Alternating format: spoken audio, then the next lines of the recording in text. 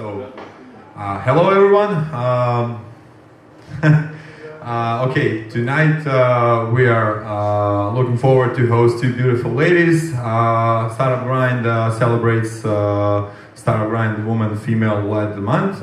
So tonight we have two startup female founders, Belma from NodeFactory and Sandra Vortek from SiteRun. So big round of applause for our lovely two young ladies from the...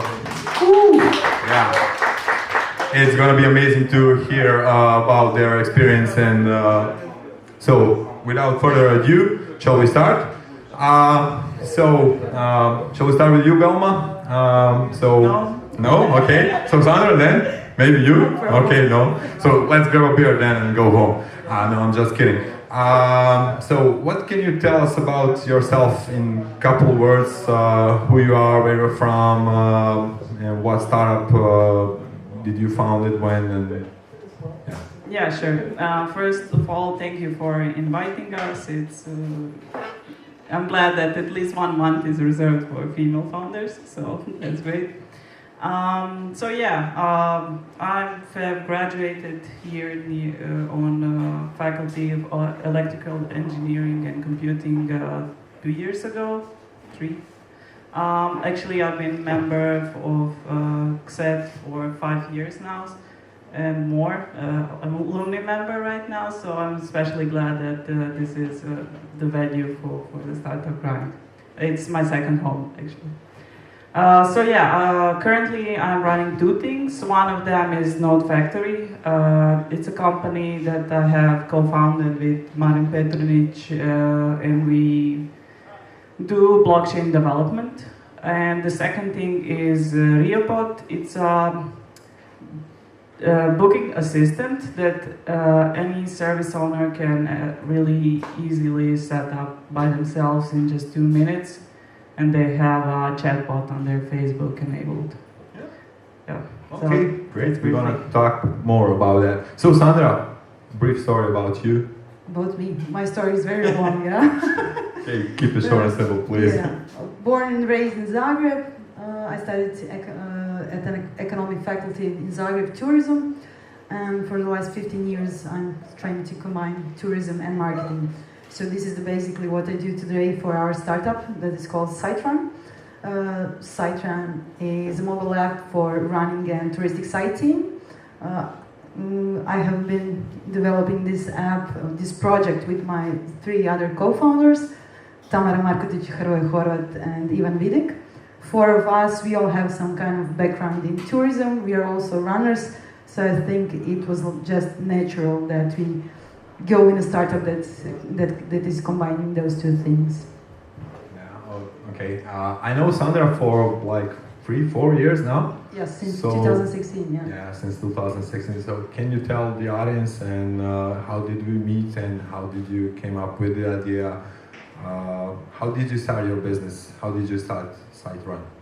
Well, it was funny because it's something that just happened to us. We said when we won Startup Factory Zagreb in 2016. It was like, oh, we are having a baby because we won. Anyway, we knew each other from a running club where we used to run. We were all runners, but we also used to work in tourism. We were also tour guides. Tamara worked for hotel industry.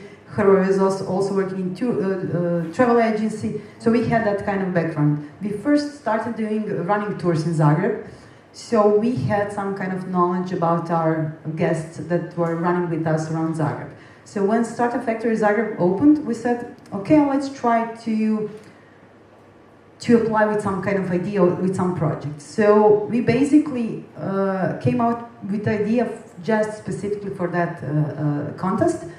And after months of thinking what should we apply with, we said, okay, why not apply with running tours, with a virtual running guide to offer all other tourists that weren't able to run with us or didn't want to because they wanted to run by themselves, they didn't want to pay, for example. We said, okay, let's give everyone an opportunity to explore our city, Zagreb, with an app. And anytime they want to and to see the best that we can offer in Zagreb.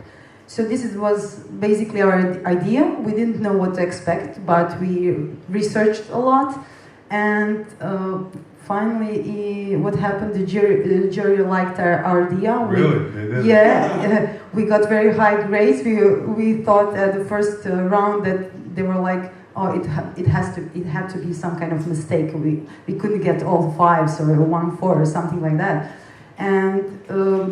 We were one of 5 winners. We won 20,000 euros. We got free office where we could work for the next 3 months.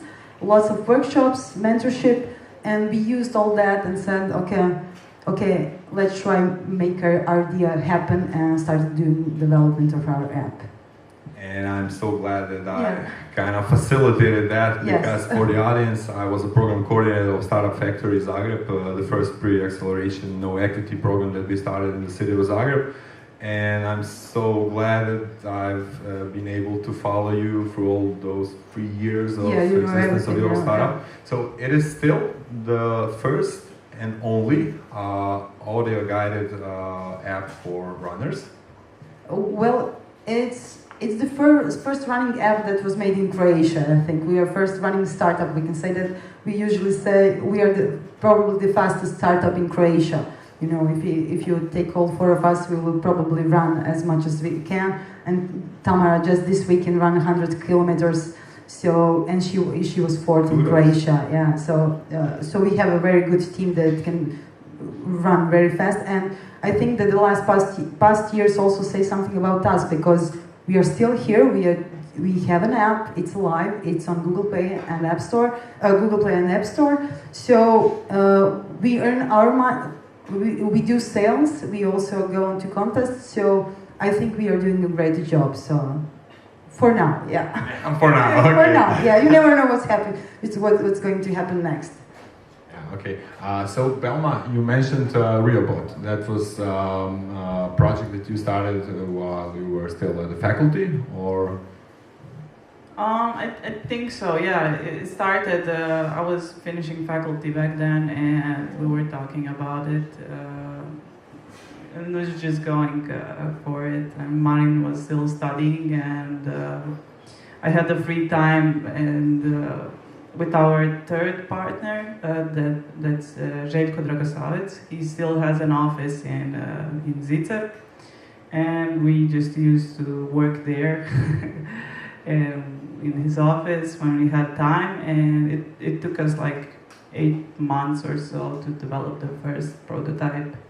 And we're still working actually on development. Now we are working on chat internalization, because we realized that maybe other markets, especially in Austria, we had some offers there that maybe better fit for us. Okay, but you still need a localization. So can you tell us more for the audience what this Riobot is actually about? So you utilize platforms like Facebook and do what actually? Yeah, we wanted to tackle first the problem of booking. We usually book make reservations for our dentists, hairdressers, and so on. These are often things that kind of annoy us, and we're not. We need to take a phone and just make the call. We're not in a convenient place. Maybe it's to take that phone. We remember it later. We remember it when there are not working hours. And we got used to doing things online, like ordering food online, just chatting on WhatsApp, whatever. So we wanted to take what's already existing, that is Facebook, and there are also a lot of users there. We mostly here have Facebook, I guess. And the dentists and hairdressers, they have Facebook pages, so they already receive messages, so why not automate that job? And they actually do get a lot of phone calls, and not just the hairdressers. We did also talk with some auto salons, the car dealerships. Yeah, they have like more than 3,000 calls per day. So it's really a big number. We didn't even realize that before. So it's definitely a problem to tackle, and as I said, we are using existing things, so not going on someone's website, not accommodating yourself to a new user interface always. You always have one app, that's Messenger, and you can chat with your dentist, and you can chat with your hairdresser with that one app. Cool. So what nudged you to kind of pursue the blockchain technology, which you are doing right now, and been doing for the last couple of years or 2 years? So yeah, I was always a crypto enthusiast since early days of Bitcoin. I like the idea of Bitcoin. You were an early investor as well, or just a developer? Okay, I can say that early, but things can be sold early too. Just kidding. So yeah, I like the idea of Bitcoin, of digital cash that you actually own and no one else can take it away from you, and it's completely decentralized. So when this Ethereum started, they wanted to develop smart contracts on blockchain. So what you could actually do with that is make apps that have code written on a ledger that everyone shares, and that you can trust that code. It's immutable, and whenever you play that app and run that code, it will always get the same result. So in 2016 and 17, the crowd investing on blockchain, specifically Ethereum, started. It was a ICO, initial coin offering. It's like doing regular IPO, but you could do it technically easier on blockchain. So everyone started doing that. A lot of the startups actually accumulated a lot of money, a lot of millions, billions maybe. So that's when I saw that, okay, a lot of this doesn't make sense, but these are the apps that make sense, and that there's actually a future for some of those apps. So that was it, the trigger that would say, okay, we think we can do a company with blockchain development that will actually have a serious clients. And we did actually. Last year was pretty good for us, and we managed to get serious clients, not just the ICO enthusiasts wanting to make some quick money, but actually make real apps. Excellent, great. So as you can see from the slides, Belma runs the code and Sandra runs on the channel. So you had an interesting guerrilla campaign like a year ago, or last autumn, yeah. Yeah, last autumn. So can you tell us about that? So you gain a lot of traction, gain a lot of publicity, and won some great things for your startup and for your team. So how did you kind of persevere to pursue that approach and gain such good traction and affection from the audience, because you won some not equity, but you won some rewards for it. Can you tell us about that? Yes, what's great about working on a startup when you're new, that you never know what you're going to learn along the way. So you can have a lot of experience, but when you start something like we did, so none of us was a developer, none of us had we had some bigger projects. I know. Yeah. I remember. Yeah, so we had some projects before, but we never said, okay, let's do this and try this, and strive. So what you are saying, this funny thing I never did before that, guerrilla marketing. It was for a contest, My Zaba Start. So we applied for that contest. We were one of 10 finalists, and we had 2 assignments. Actually, there were 2 awards that we could win. One of them was doing a pitch in front of jury. It was 5-minute pitch, and this is something that we knew what we have to do, what we do best, and we already had experience. But the other thing was trying to engage public or people who know us, and what was most important, how to engage people that do not know us to vote for us. So they had a public voting, and the startup from those 10 finalists who got the most votes would receive 30,000 kunas as an award.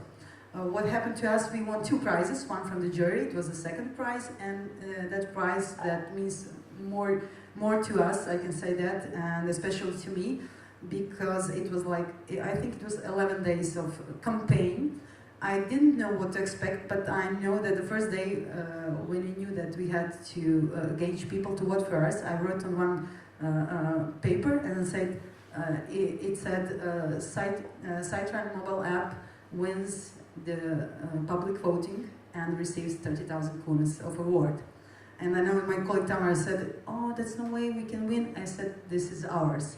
So everything else that happened after that was, it was really spontaneous because it was an area that I never worked on, like a guerrilla, but what I did and what was funny, so in our technology park in Zagreb Innovation Center, I did flyers that I put in the offices, in the halls, even in the elevator. For example, in the elevator I had a flyer which said, this elevator goes faster if you vote for Cytran app. There was explanation why we do this. I remember. Yeah. I remember some drinks that were promised. Yeah. I remember that as well. Yeah. We were promising everyone. I was also going from office to office. Said I had small flyers with a QR code and with a link on the website saying, "Please vote for us," because I knew if I said go on that page, it won't work. But if I give you something that you can feel, for example, QR code, you will do it instantly. So we did that. We also were like, we said if someone put a spell on you, so you cannot become a lottery winner, you just have to vote for us, and in 2 clicks everything will be gone, and next time you will win. So this was just a part that you can see. The other thing was that we did on Facebook, that I did on my private profile on Facebook, and it just go on for 10 days. I was trying to make people funny. On one side, and on the other side, I know what people, when they give me feedback, and said, well, you were pushy, you were a little bit pushy. I was thinking, oh my God, every day 2 or 3, news from Sandra and so on, but it was so funny that finally we all said, I have to give them my vote, because if someone has to win, it's them, because they're giving themselves in it so much.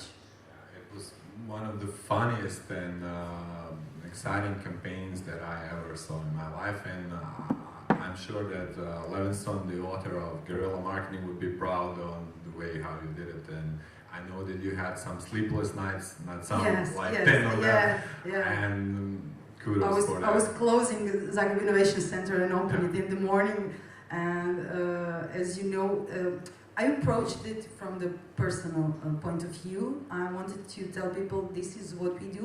We are the ones that are doing it. We are not doing it just because of the money, but this award will mean so much to us. And also, what I wanted to tell them, that if we win, this is not just our award, it was also from all our voters. Ergo those drinks, okay. So and just to tell you, we know that we receive votes from Canada, from Miami, from Los Angeles to Australia, or Thailand or wherever. So we know that we reach almost half of the world to vote for us. We don't know how many votes we collected, but we know it was a tough race until the end. Yeah, till the end.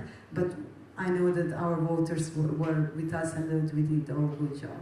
Yeah, just 2 things for our audience who will be watching us from on the video on the YouTube channel of Startup Grind.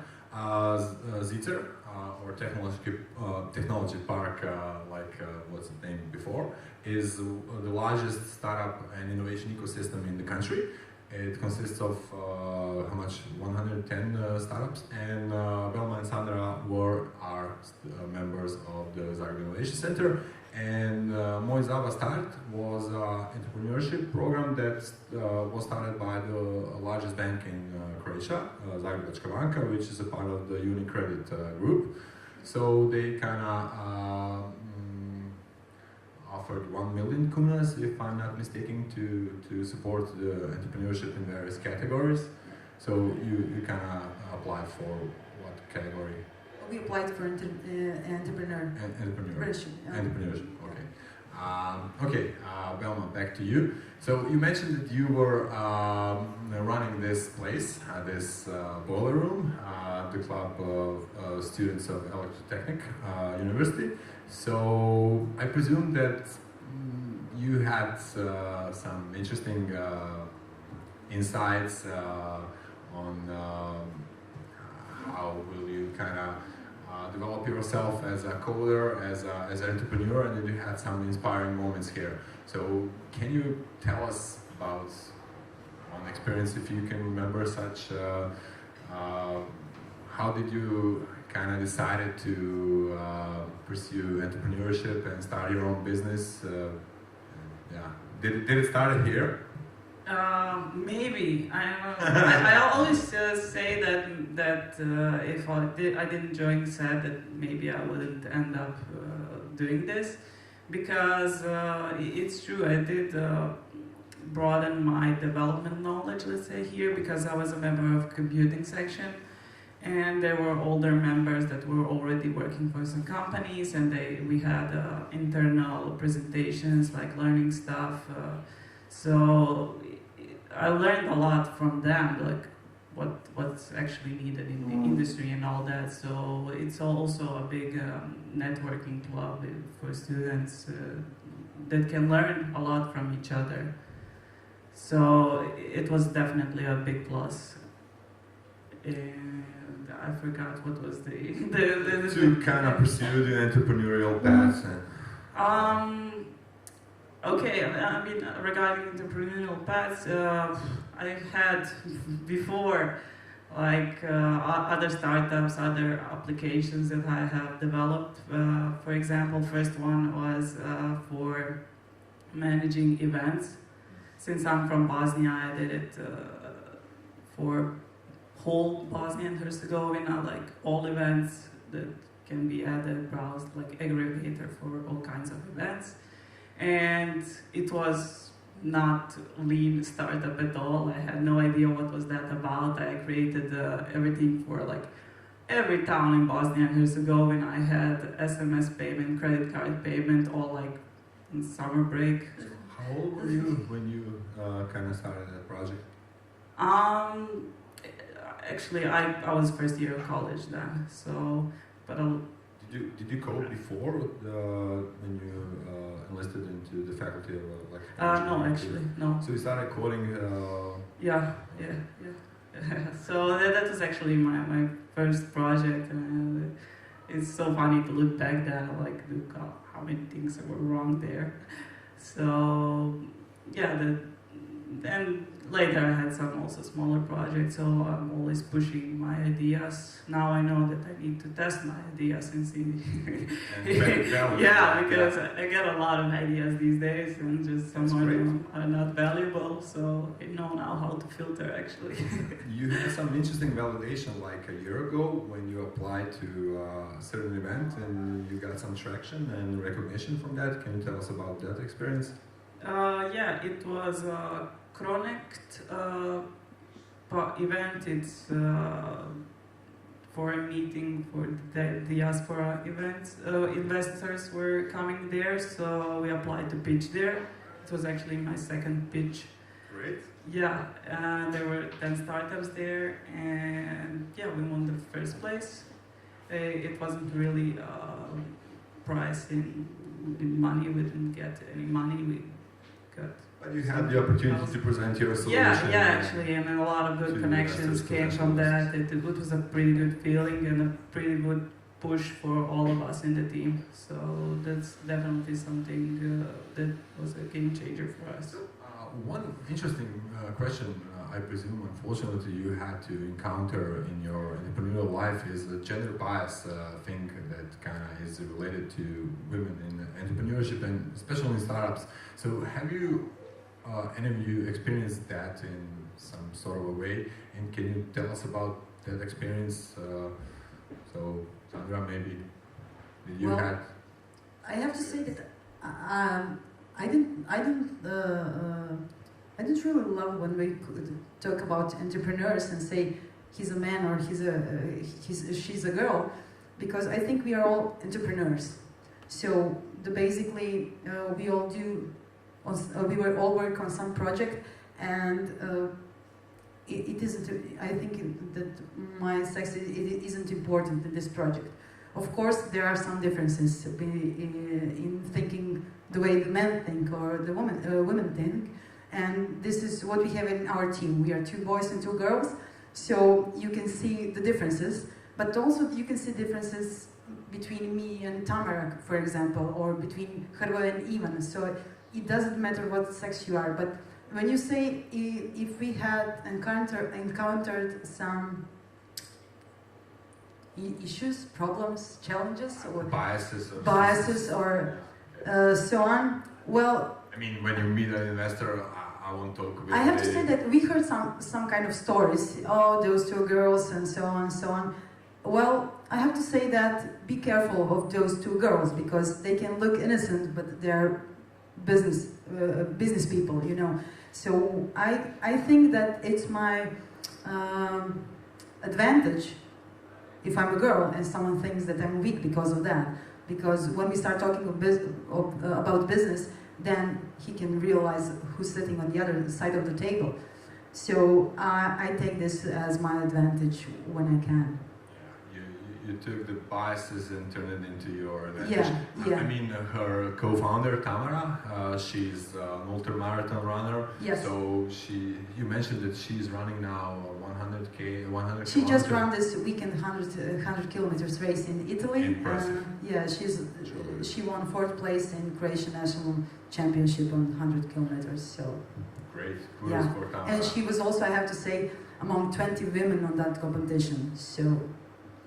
It's a respect, respect. Yeah. So Belma, have you experienced such biases when you talked with investors or pitched, maybe that your first pitch that you experienced such thing, or some other way? I don't think I have personally, but I know that they exist and they happen to people, to women, but I just don't get myself let that happen, because if I feel it, then I can like explain why I'm here, what I'm doing, and just don't let it touch me, let's say.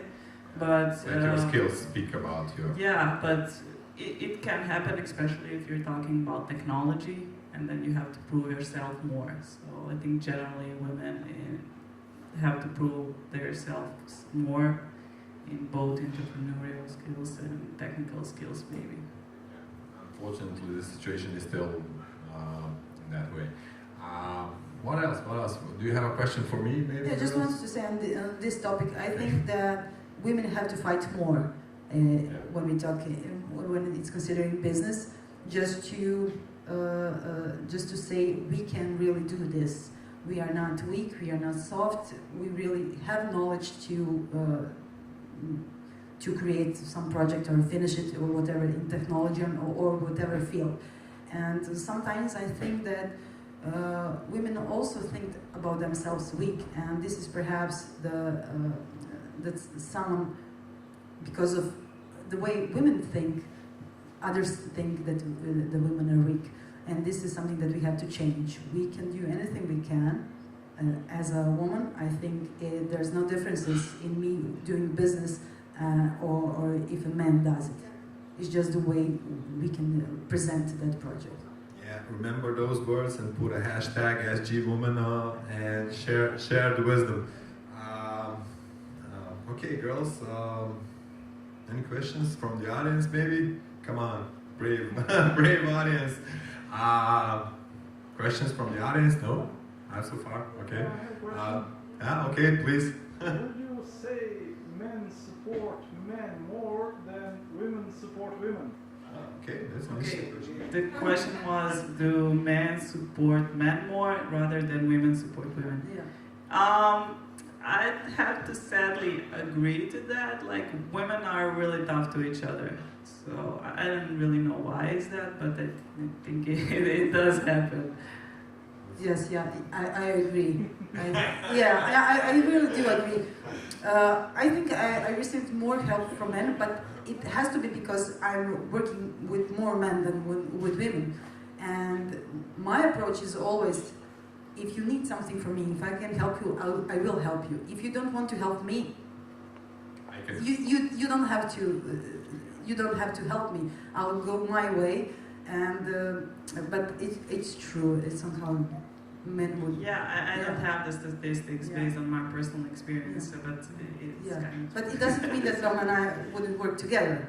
It's that's more things like that. Don't worry, I started running 3 weeks ago, so She's gonna catch up.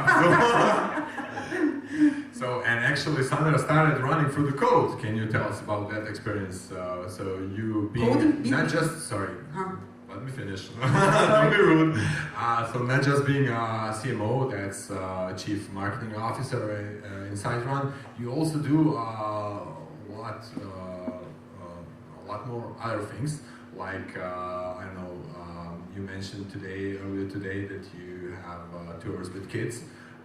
So you are a tourist guide? Tour guide. Tour guide, okay.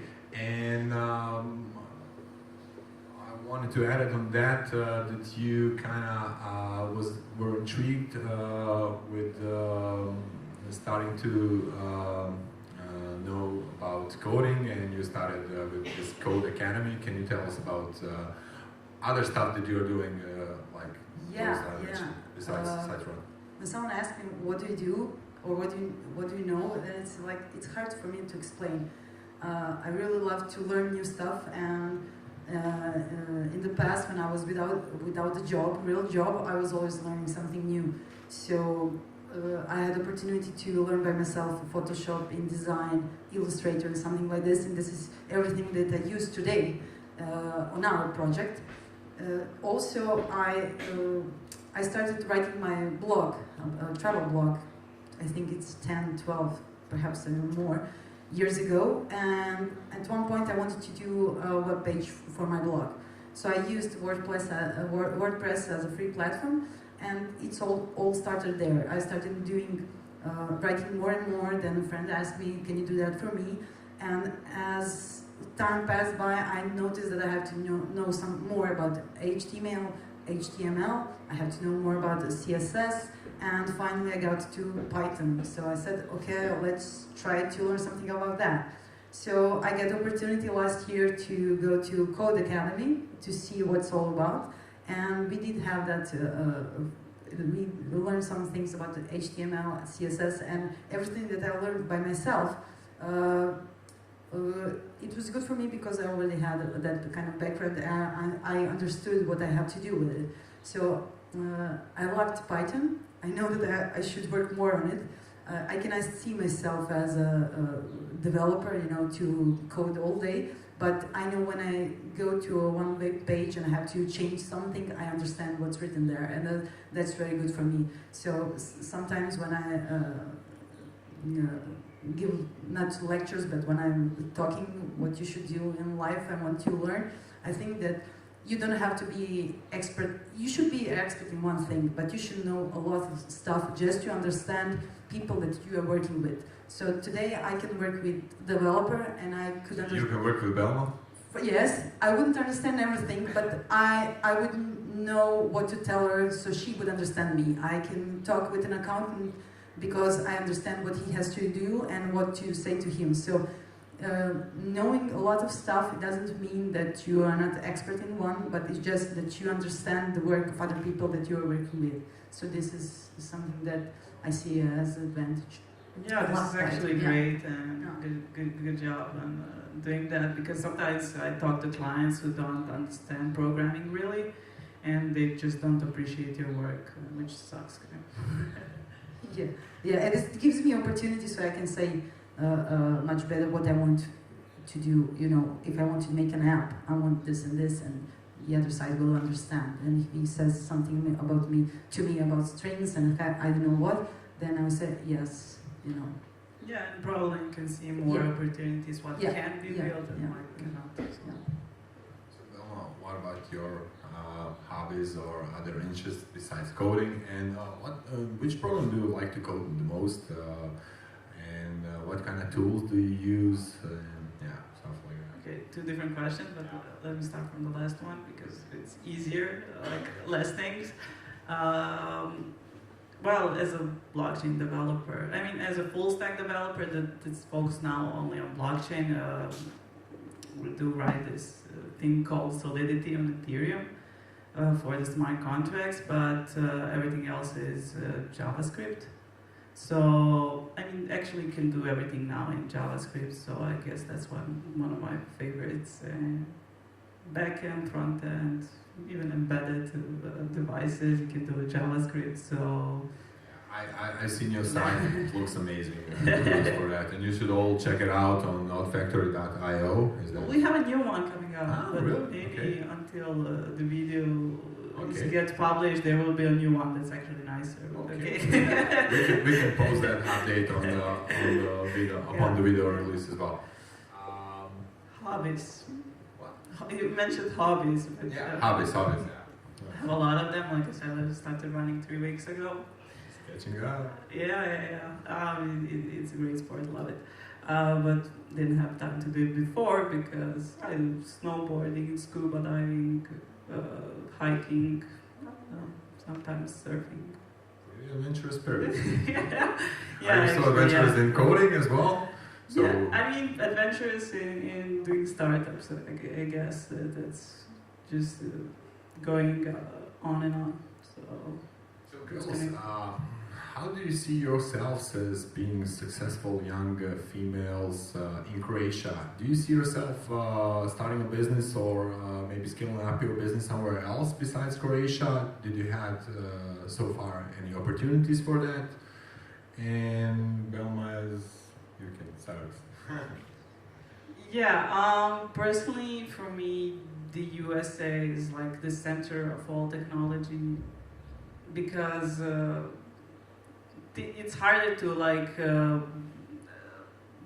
reach the market. Let's say here, like if Tinder started in Croatia, it never would get anyone on there. So it's definitely easier to do things in USA. Okay, there's a lot of competition, but at least you have the opportunity to try things. Of course, there was always an opportunity just to take the plane and leave from here, but I don't know, I get used to Croatia. I know people here now, and whoever wants to do something can do in Croatia as well. Of course, you have to often travel to USA in such locations, but you can do business in Croatia. But it's harder to find clients, I presume, in Croatia than it would be somewhere Yeah, else. all of our clients are international. International. Yeah. So how do you get your clients? Is that a business secret, or can you tell us something about that? Well, last year was all about acquaintances, like being in the right place, in the right time. But it was a few months ago that I actually started to think about the real sales. Like everyone is doing it, okay, I think we should do too. So I got into sales, like outbound sales and all of that, but all this marketing and conferences. Conferences are a great thing for us. Yeah, more and more opportunities in Croatia as well regarding conferences, accelerator programs, stuff like that. So Sandra, you have been like for 3.5 years now, or almost 3.5 years now, developing your startup, and you are scaling up now. So how many cities did you develop and put on your app, and what can you tell us about that value that you kind of crossed in those first year and the second year? So when we started doing site run, and for that contest, the idea was to create something for Zagreb. So everything was. That's why we gave you the money. Yeah, so we were thinking about, at that time for that competition, the name of the app was Run Zagreb, same as the brand that we had here. But at the moment, the jury started asking questions, so well, how will you scale it? We knew that this has to be something bigger. And our idea was that we have an app with which you can run any city in the world and you can discover it. So while you run, you can get audio navigation and also nice stories about the attractions you see along the way, or stories in general about the destination you are in. And of course, not to be scared of getting lost, and if you want to do a 5K run in a new city, you know that you will do a 5K run. We had also different approaches at that time, and we pivoted the project. And what now we are doing cities in Croatia. We still see Croatia as our sandbox. We want to test different, not just business models, but also we are closer to tourists that are coming here. We are closer to runners. We can reach Croatian running community that are also helping us a lot. So thank them for that. Right now we have 10 cities in our app. 8 of them are in Croatia, one is Munich and the other one is Graz. And why we did Croatia? Well, from one side we wanted that if the startup succeeds, we want that Croatia will be a first running destination in our app to be as stronger as we can. So we want to support Croatian tourism in general, because running is all-season activity.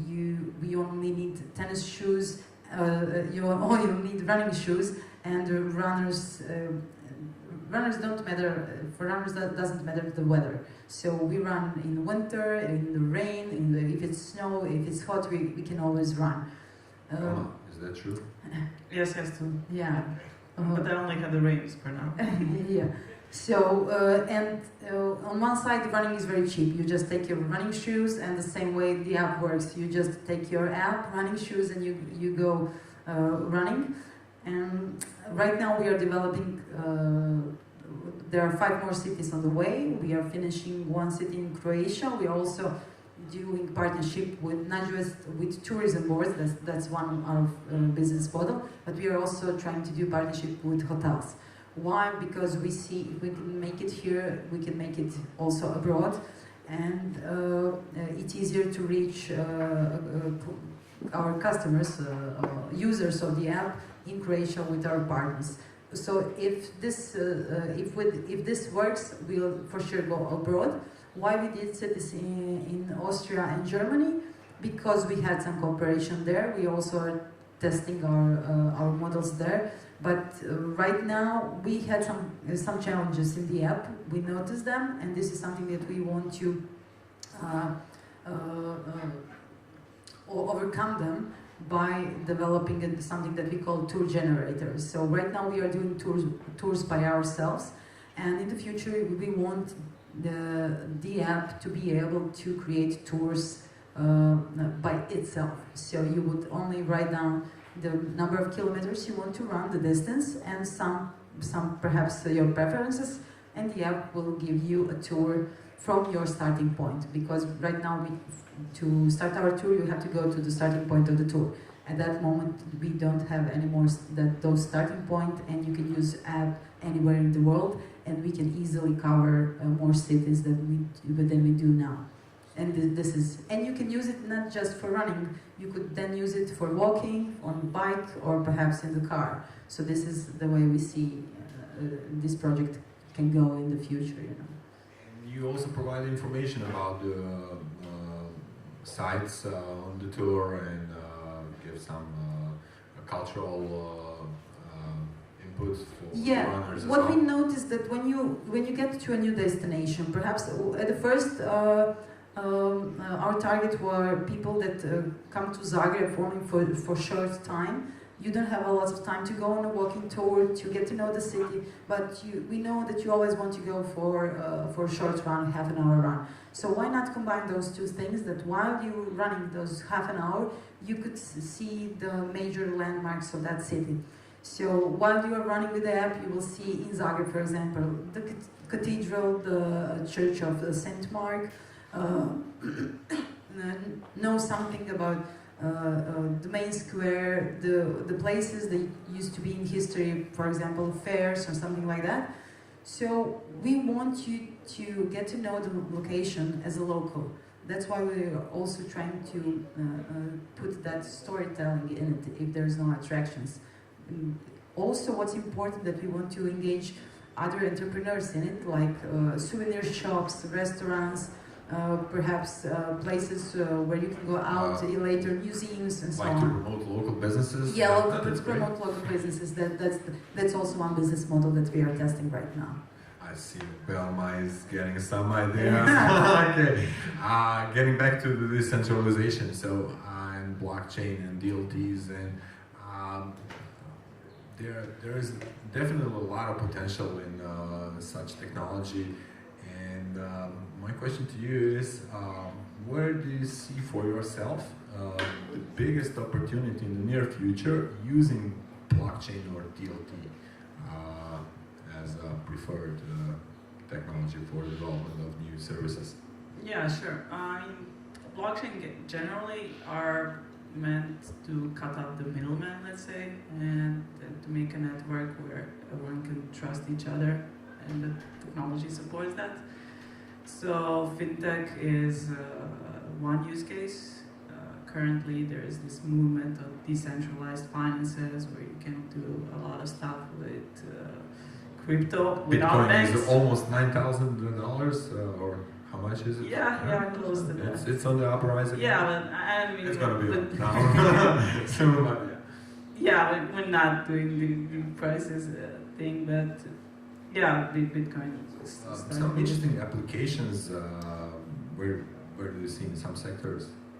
Yeah, the decentralized finances are basically what you can do now is ask for a loan on Ethereum with a stable coin that's called DAI, and you have a loan that's completely collateralized, and that's all decentralized. So you can get a loan without a bank.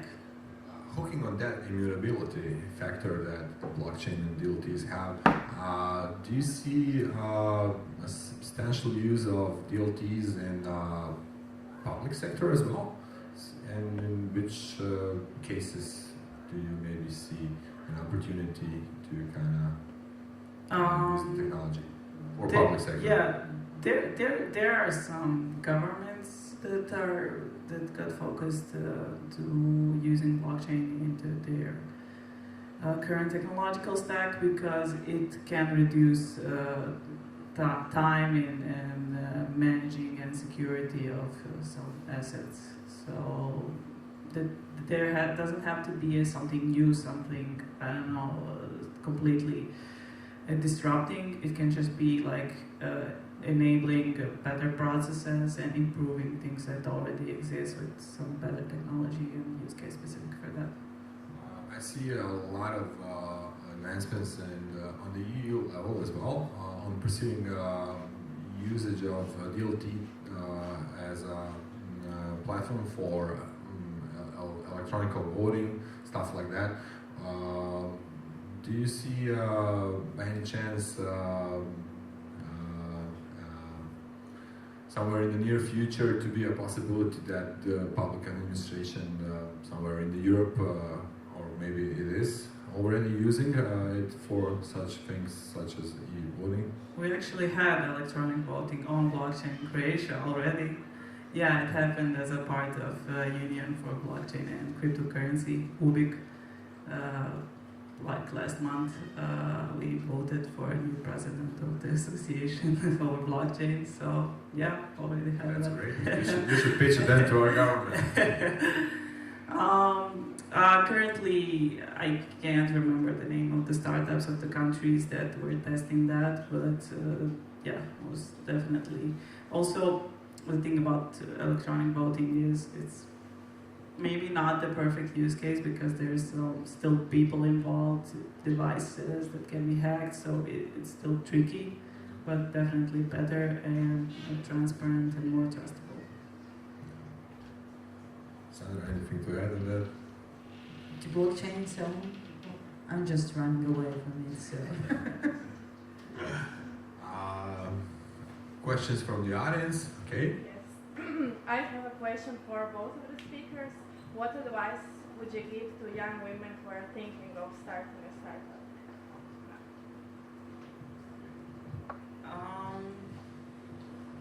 don't think, just go. As long as earlier you start, earlier you can fail, and earlier you can learn, and earlier you can Adapt. Get back on your feet. But there are already like a lot of events for startups, especially here in Zagreb, where you can like test your idea, pitch your ideas, work with some mentors. Some of them like one-day events and so on. So I think those are good opportunities to get along, to meet new people, to like tell about your idea. No one will steal your idea, by the way. Just tell it to everyone, see what other people think, and eventually start building it. But if you just keep it to yourself, you'll eventually forget about it. So definitely try it. A lot of startups fail. That's normal. I work also with clients. I do some things for them, like web pages. Everything I know, I try to help them. And what I can tell you that talking with them, lots of them are women. They think a lot.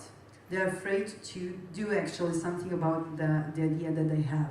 They say, "Oh, I could have a web page. I could do a face. I could make this kind of product. I could do this." But they never. It passes a long time before they're actually doing something because they're thinking a lot. What if I fail? But what if I succeed? What will someone think of it? Who cares what someone else thinks of it? The only thing that you have to be thinking about is who will you sell your product or service, and will they actually buy it, and how much will you earn from it? I think, and you cannot know that as long as you're just thinking. You have to do it. So do some kind of, do 3 of those things if you're trying to make some kind of product.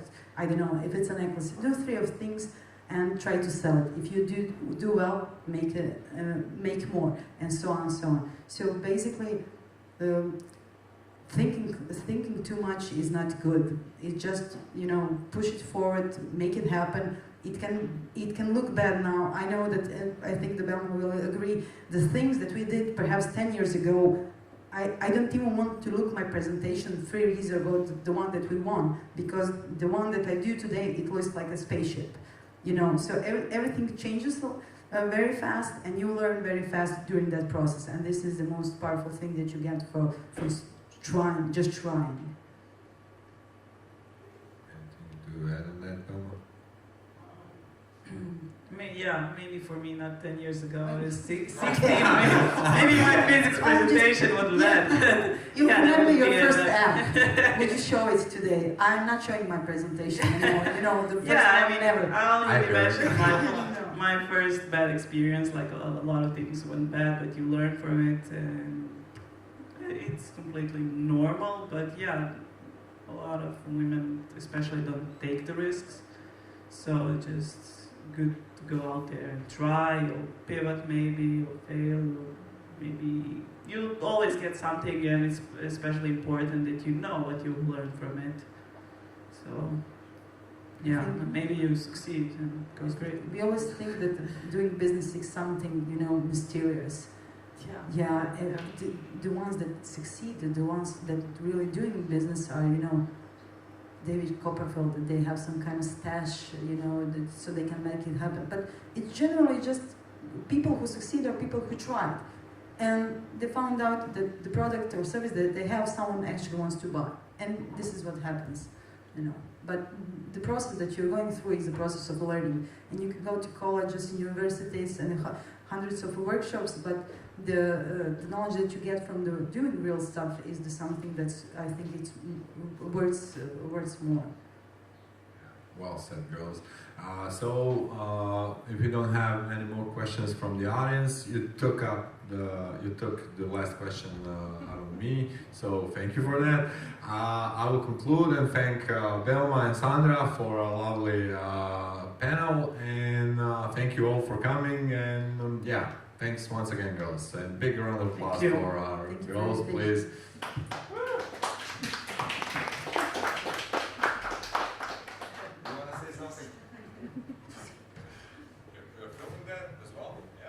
Follow my dog, Loop Coder, on Instagram. Yeah. How much followers does he have? 3,600. Really? Yeah. So he's a superstar. He's going better than me. Okay, great. With this bombshell, we're gonna conclude. Thank you very much.